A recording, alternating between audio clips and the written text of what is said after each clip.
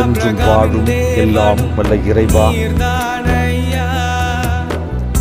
ஈசாக்கின் தேவனும் நீர்தானையா, யாக்கோபின் தேவனும் நீர்தானையா, என்னுடைய தெய்வமும் நீர்தானையா. என்னுடைய உழைப்பை யார் வந்து பறித்து கொண்டாலும் என் தலை உயர்த்துபவர் நீர்தானையா.